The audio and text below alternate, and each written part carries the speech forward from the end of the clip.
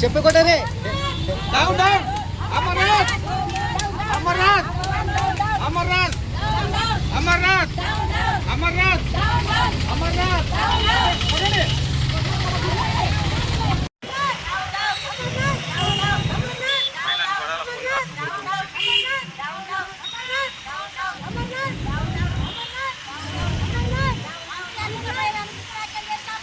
Down down down down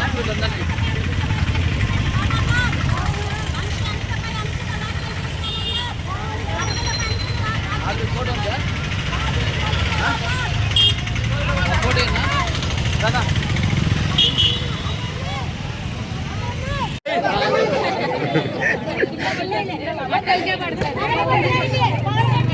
అట్లా అట్లా okay right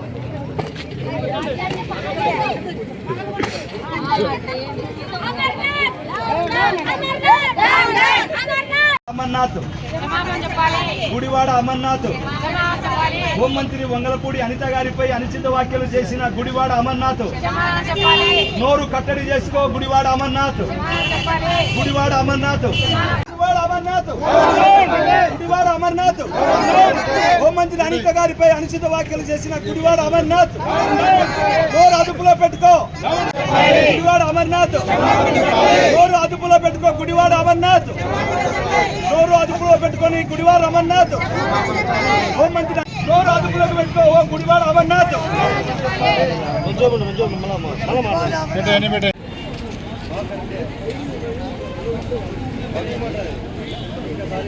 ఏందో కానీ వల్ల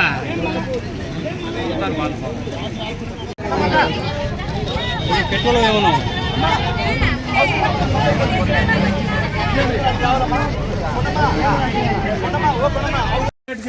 ఇంకోటి ఆమ్లెట్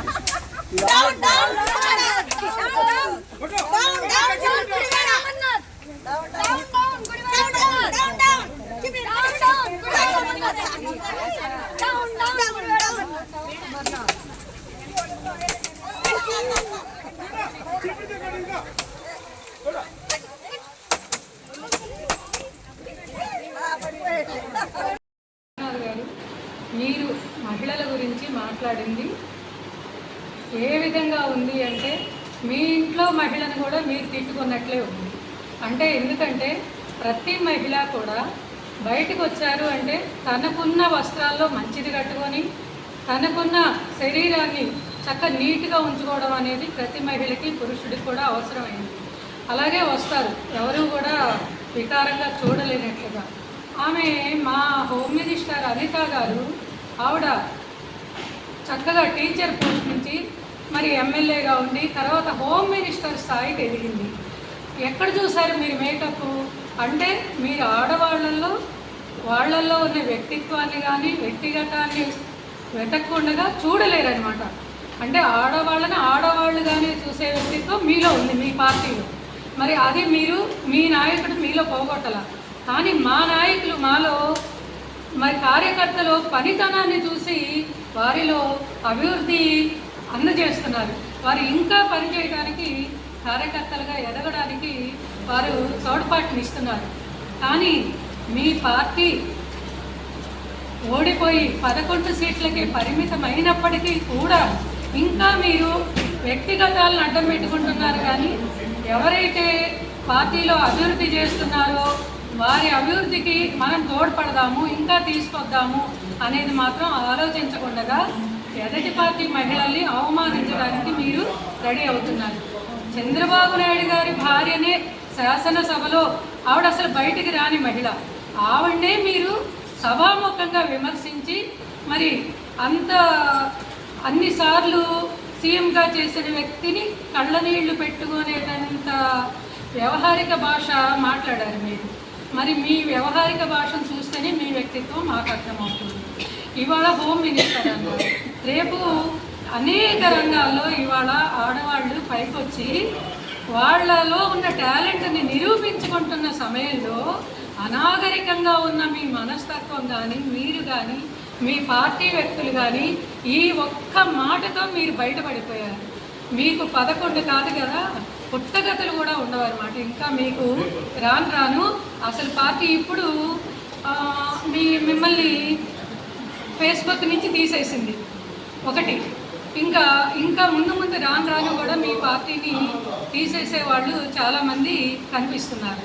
ఇంకా అసలు పార్టీ కూడా మనుగడ లేకుండా పోయే రోజు వచ్చింది. ఇప్పటికైనా మీరంతా జాగ్రత్త పడండి. మహిళలు మహారాణులు అనే రోజు పోయి మహిళలే రాజ్యాధికర్తలు, రాజ్యాధి నేతలు అనేటటువంటి రోజులు వచ్చిన రోజుల్లో మీరు మహిళల గురించి మాట్లాడితే మిమ్మల్ని మహిళలే తొక్కేస్తారు అని చెప్పడానికి ఏ సందేహం లేదు. మేము రేపల్లే పార్టీ కార్యాలయం నుంచి, మా కార్యవర్గం నుంచి అందరి తరఫున కూడా మేము మాట్లాడుతున్నాము. మీరు ఇది గుర్తుంచుకోవాలండి. లేకపోతే ఛాలెంజ్ చేయడానికి కూడా మేము వెనుకాడము. మిమ్మల్ని ఇంకా మేము ప్రజల ముందుకు కూడా రానివ్వకుండా చేస్తామని సభాముఖంగా తెలియజేస్తున్నాం. విమర్శలు చేశారు, కొన్ని అభ్యంతరకరమైన విమర్శలు. అదేంటంటే రాష్ట్ర మంత్రి గారు పరోక్షంగా వారు ప్రస్తావించింది ఏంటంటే హోంమంత్రి గారు అనితమ్మ గారి గురించి ప్రస్తావిస్తారు. వారు ఏమని చేసి మేకప్ వేసుకుంటారని, నిజంగా ఎండలోనే నడిచి వస్తే చెమటలు పడితే ఆ మేకప్ అంతా పడిపోతే ఊడిపోతే అదేమని చెప్పేసి సుమారు 5 కేజీలు మేకప్ అవుతుంది. అదేమని చేసి గోడలకి పుట్టిన పెయింటింగ్లు వేసుకోవచ్చాలి. నేను చోడవరం శాసనసభ్యుడిగా వారి మాజీ మంత్రి వారు ఒక మహిళా మంత్రి, రాష్ట్ర హోంశాఖ మంత్రి, వారి పట్ల మనం అలా మాట్లాడవచ్చా? మీకు ఏదైనా పాలసీ విషయం ఉన్నదనుకోండి, పాలసీ మీద మనం మాట్లాడవచ్చు, తప్పలేదు. అది మనకేమని చెప్పేసి పెన్షన్ విషయం, హౌసింగ్ విషయం, రోడ్ల విషయం. ఇప్పుడు చోడవరంలో మీటింగ్ పెట్టారు కాబట్టి బిఎన్ రోడ్ గురించి మాట్లాడవచ్చు, మన షుగర్ ఫ్యాక్టరీ రైతులు చెల్లించిన బకాయిల గురించి మాట్లాడవచ్చు. ఏదైనా ప్రజా సమస్యల గురించి వారు ఏం మాట్లాడినా మీరు స్వాగతిస్తారు. ప్రతిపక్షం వారు కానీ ప్రజలు కానీ ఎవరైనా, ఇది ప్రజాస్వామ్యంలో స్వతంత్రంగా ఎవరి అభిప్రాయాలు తెలుసుకునే అవకాశం అందరికీ ఉంది. అయితే దానికి కొన్ని లిమిటేషన్స్ ఏంటంటే గౌరవం, మర్యాద, సాంప్రదాయం, సంస్కారం అన్నీ ఉండాలి. అవి లేకుండా చౌకబారు విమర్శలు, వాళ్ళు ఏమని లిప్స్టిక్ వేసుకున్నారు, వీళ్ళు ఏమని చెప్పి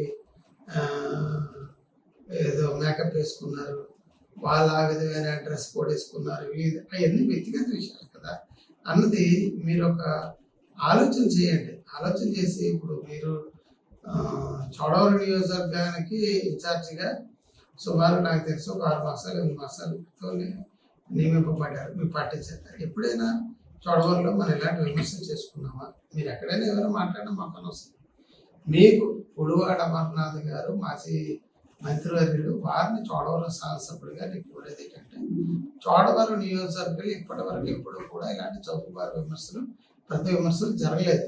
ఏదైనా ఉంటే సిద్ధాంతపరంగా పాలసీస్, పార్టీపరమైన సిద్ధాంతపరమైన విషయాలు కానీ, అలాగే ప్రజా సమస్యల విషయాలు కానీ మేము చర్చించుకున్నాం, విమర్శించుకున్నాం. అనేక సందర్భాల్లో మనం ప్రజావేదికల మీద పోరాడాం, ఎవరి పార్టీ అధికారులు ఉన్నా. కానీ ఇలాగ ఎప్పుడు కూడా చోడవరంలో జరగలేదు. నేను మిమ్మల్ని కోరేది ఏంటంటే ఇది ఒక మంచి సాంప్రదాయం కాదు ఇది, కాబట్టి ఇటువంటి సాంప్రదాయాన్ని కొనసాగించద్దు. రెండోది నేను మళ్ళీ రిక్వెస్ట్ చేసేది ఏంటంటే ఒక పరిణితి చెందిన రాజకీయ నాయకుడు మనం అనిపించుకోవాలనుకుంటే ఉందాగా ఉండాలి.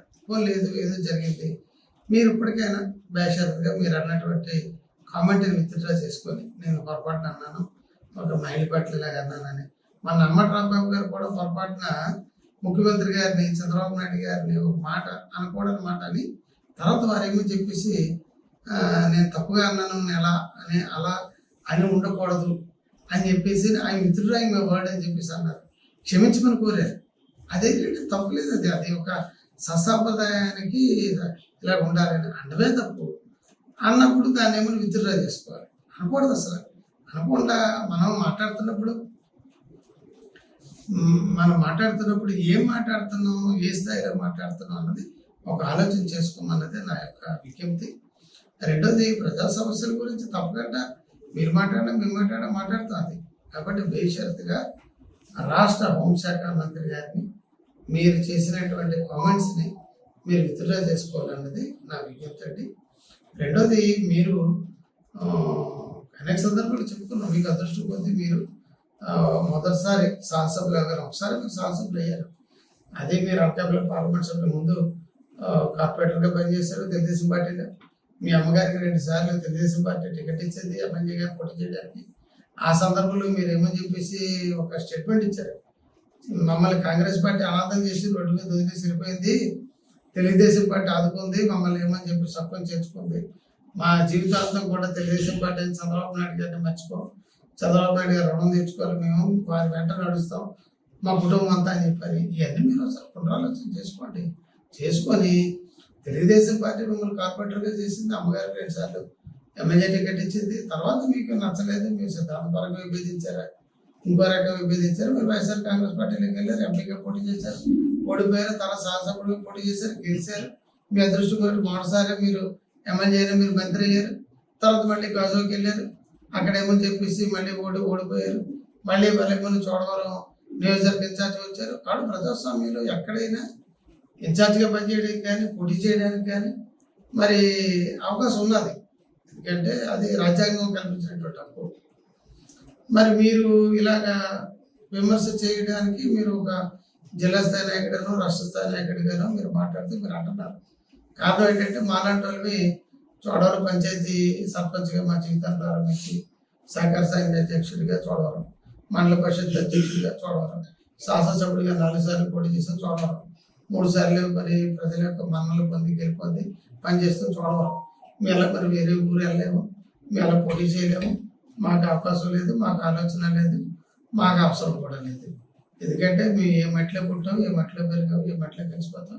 ఇక్కడే ప్రజలు ఆదరించినా ఇక్కడ రాజకీయం చేస్తాం, ప్రజలు ఆదరించకపోయినా మేము ఎక్కడితో ఉంటాం తప్ప మరి ఏదో మాడూరులో చోడవరం అనకాపల్లి అలాగా